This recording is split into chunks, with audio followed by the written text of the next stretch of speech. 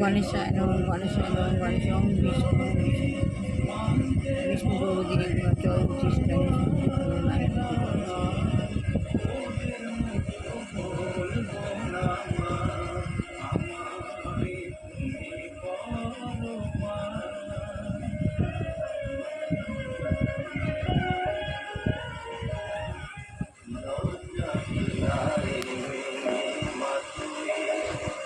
ওম রক্তম ভূয়ম সোনম শেষ জগতম দীপম ভজামি পদ্মং দদা ভয়া বরাং মাহিকৃষ্ণ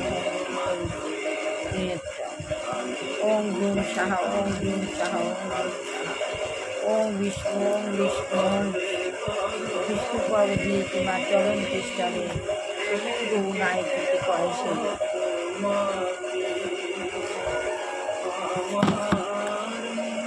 শ্রী শ্রী গুরুদেব শ্রীকৃষ্ণ পরমহংস দেবায়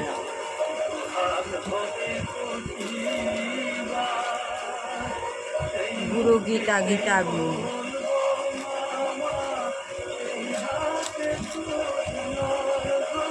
ওম মা সরস্বতী ওম মা সরস্বতী ওম মা সরস্বতী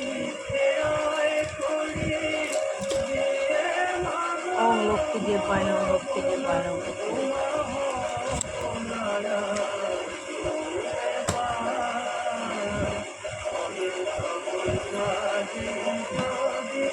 আমি আত্মজ্ঞান লাভের পন্থা বইটা সবাইকেই জানতে হবে, বুঝতে হবে। এটা আমি সেটাই করছি, যতদিন না এটা শেষ হচ্ছে ততদিন আমি যেটা করছি।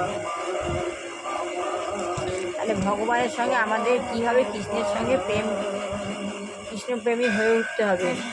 যেমন মায়ের শিশু সম্পর্ক, মা শিশু সম্পর্কের মধ্যে কোনো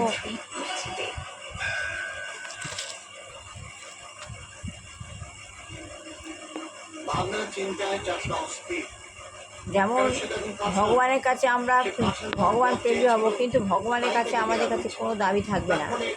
ভগবানের সম্পর্ক যেমন ভগবানকে আমরা এটা দাও ওটা দাও এরকম বলে ভগবান তোমার কপালে যেটা আছে সেটা ভগবান দিয়ে দিয়েছে, ওই বিষয়ে কোনো দাবি হবে না। কিন্তু ভগবানের সঙ্গে সম্পর্ক থাকবে। ভক্তই ভগবানের দাস, ভগবান ভক্তের দাস, ভক্তই ভগবানের দাস। যখন যেভাবে হোক ভগবান ছাড়া আর কিছু নেই, সবসময় ভগবানের সঙ্গে সেবা করতে হবে। দিবারাত্র ভগবানকে মনে মনে জপ করতে হবে। শুধু এইটুখানি সম্পর্ক করলেই যথেষ্ট। এটাই ভগবদ গীতায় বলছে। কুমারী নিঃসন বলছেন যে আমরা স্বাধীনতা চাই, জাতিভেদ প্রথা প্রচলন করছি না আমরা। যে প্রথায় পাষণ্ড ব্রাহ্মণ পরিবারে জন্মগ্রহণ করেছেন বলে আপনা থেকে ব্রাহ্মণ হয়ে যায়। একটা পাষণ্ড যদি ব্রাহ্মণ পরিবারে জন্মগ্রহণ করে তখন সে আপনা থেকে ব্রাহ্মণ হয়ে যায়। তার আচার আচরণগুলি হয়তো সবচাইতে নিকৃষ্ট স্তরের মানুষের হয়তো, অথচ ব্রাহ্মণ পরিবারে জন্মগ্রহণ করেছে তাকে সর্বোৎকৃষ্ট শ্রেণীভুক্ত বলে স্বীকৃতি দেওয়া হচ্ছে। ভগবান ব্রাহ্মণ হয়ে জন্মেছে কিন্তু তার চালচলন নিকৃষ্ট, অথচ ভগবানের পরিবারে ব্রাহ্মণ পরিবারে জন্মগ্রহণ হয়েছে বলে সে ব্রাহ্মণ স্বীকৃতি পেয়েছে। শ্রেণীভুক্ত পরিবারে জন্মগ্রহণ করেছে বলে যদি সর্বোৎকৃষ্ট শ্রেণীভুক্ত যুক্ত বলে স্বীকৃত হয় তাহলে সমাজের সর্বনাশ হবে। যদি সর্বোৎকৃষ্ট শ্রেণীভুক্ত বলে স্বীকৃতি দেওয়া হয় তাহলে সর্বনাশ হয়ে যাবে। সে ব্রাহ্মণ পরিবারে জন্মগ্রহণ করেছে, এই জন্য তাকে বলছে যে ব্রাহ্মণ। হ্যাঁ, তাকে যদি সর্বোৎকৃষ্ট শ্রেণীভুক্ত বলে স্বীকৃতি দেওয়া হয় তাহলে সমাজের সর্বনাশ হয়ে যাবে, কারণ তার মধ্যে ভালো গুণ নেই। সে প্রথা অত আমরা স্বীকার করি না। যে মানুষ গুণগতভাবে ব্রাহ্মণত্ব অর্জন করেছে তাকেই সর্বোৎকৃষ্ট স্তরে মানুষ বলে স্বীকৃতি দিই। যে জন্মগতভাবে উন্নত স্তরে সর্বোৎকৃষ্ট ব্রাহ্মণ বলে পরিবারে জন্মগ্রহণ হয়েছে তাকেই আমরা কী করি, ব্রাহ্মণত্ব অর্জন করেছে বলেই তাকে আমরা সর্বোৎকৃষ্ট স্তরের ব্রাহ্মণ মানুষ বলে স্বীকৃতি দিই। তা ভারতেই হোক, ইউরোপেই হোক আর আমেরিকানই হোক, উচ্চ কুলোদ্ভূত হোক অথবা নিম্ন কুলোদ্ভূত হোক, তাতে কিছু আসে যায় না। সে উচ্চ কুলবংশেরই হোক আর নিম্ন কুলবংশেরই হোক, তাতে কিছু আসে যায় না। যে কোনো বুদ্ধিমান হোক, মানুষকে সর্বোৎকৃষ্ট স্তরে আচরণের শিক্ষা দেওয়া যায়। যে কোনো বুদ্ধিমান মানুষকেই সর্বোৎকৃষ্ট আসনে বসানো যায়। আমার শিষ্যদের উপর আমি ভারতীয় জাতি প্রথা আরোপ করেছি বলে যদি কোনো ভ্রান্ত ধারণা থেকে থাকে, তাহলে সেই অর্থহীন ধারণায় আমি নিরসন করতে চাই। আমরা কেবল প্রথম শ্রেণীর বুদ্ধিমত্তা সম্পন্ন মানুষদের সর্বতোভাবে সর্বোৎকৃষ্ট হওয়ার শিক্ষা দিচ্ছি। তাই কুমারী নিক্সন বলছেন, স্ত্রী স্বাধীনতা সম্বন্ধে আপনার কী অভিমত? ভগবান শ্রী নিক্সনের একটা প্রশ্ন আর কি, যে স্ত্রী স্বাধীনতা, স্ত্রীদের যে স্বাধীনতা আছে তাতে আপনাদের কী অভিমত আছে? বহুবার বলছেন, তথাকথিত স্ত্রী স্বাধীনতা মানে হচ্ছে স্ত্রীলোকেদের প্রতারণা করা। স্ত্রী স্বাধীনতা মানে হচ্ছে স্ত্রীলোকদের প্রতারণা করা কৌশল। ভেবে দেখুন, একটি স্ত্রীর সঙ্গে একটি পুরুষের সাক্ষাৎ হলো, তারপর পরস্পরের প্রতি আসক্ত হলো, তাদের যৌন সঙ্গম হলো, মেয়েটি যখন গর্ভবতী হলো আর মেয়েটিকে উপভোগ করার পর ছেলেটি তাকে পরিত্যাগ করে চলে গেল, মেয়েটিকে তখন শিশুটির ভরণ পোষণ করতে হয় এবং সরকারের কাছ থেকে হাত পেতে ভিক্ষা গ্রহণ করতে হয়, অথবা তার গর্ভের সন্তানটি নষ্ট করতে হয়। এটাই হচ্ছে স্ত্রী স্বাধীনতা, এটাই হচ্ছে নাকি স্ত্রী স্বাধীনতা।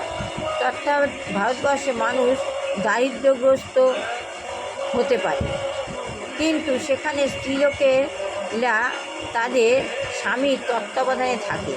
প্রত্যেক স্ত্রী তাদের স্বামীর তত্ত্বাবধানে থাকে, স্বামী স্ত্রীর দায়িত্বভার গ্রহণ করে, স্বামী স্ত্রীর দায়িত্বভার গ্রহণ করে। স্ত্রী যখন গর্ভবতী হয় তখন তার গর্ভে শিশুকে হত্যা করানো হয় না, অথবা মাকে ভিক্ষা করে তার সন্তানের ভরণ পোষণ করতে হয় না।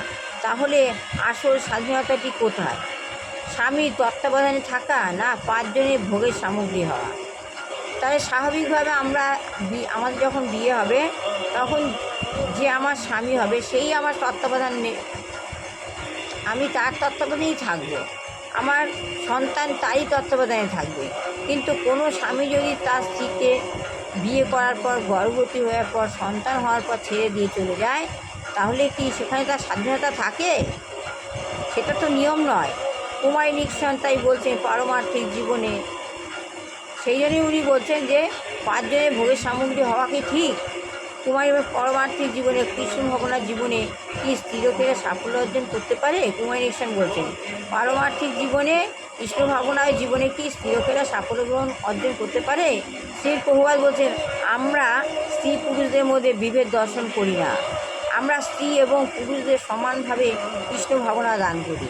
প্রভুপাদ বলছে, আমরা স্ত্রী পুরুষ দুজনকেই সমানভাবে কৃষ্ণ ভাবনা দান করি।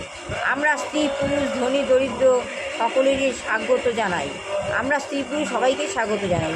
শ্রীকৃষ্ণ ভগবদ্গীতায় বলেছেন, বিদ্যা বিনয় সম্পন্নে ব্রাহ্মণে গভীর হস্তিনী শুনি চৈব স্বপাকে চ পণ্ডিতা সমদর্শিনী। এই কথার মানে হচ্ছে যথাযথই যিনি পণ্ডিত তিনি বিদ্যা বিনয় সম্পন্ন ব্রাহ্মণ গাভী হস্তি কুকুর এবং চণ্ডা সকলকে সমদৃষ্টির সাধারণ পায়। যে বিদ্যান, যে পণ্ডিত, সে ব্রাহ্মণ গাভী হস্তি কুকুর চণ্ডা সবাইকেই সমদৃষ্টিতে দর্শন করে। কুমারী নিক্সন, আপনি কি হরেকৃষ্ণ মন্ত্রের অর্থ ব্যাখ্যা করতে পারেন? কুমারী নিক্সন আপনি কি হরেকৃষ্ণ মন্ত্রের অর্থ ব্যাখ্যা করতে পারেন? এর অর্থ আমি কালকে পড়ে শোনাবো। আমি আত্মজ্ঞান লাভের বইটা পড়ে শোনাচ্ছি, এই বইটা সবার জানা দরকার। এই বইটি যদি কেউ বুঝে যায় তাহলে আত্মজ্ঞান লাভ হয় সেটা বুঝে যাবে। আমি ভালো লাগলে লাইক শেয়ার কমেন্ট অবশ্যই করবেন। সবার ভালো হোক, কল্যাণ হোক, মঙ্গল হোক। বিবাহ হোক, বিবাহ হোক, চাকরি হোক, ছেলেমেয়ে চাকরি হোক, সবার ভালো হোক, দুঃখ ভালো হোক, পড়াশোনা করে মানুষের এই বলে আমি শেষ করলাম।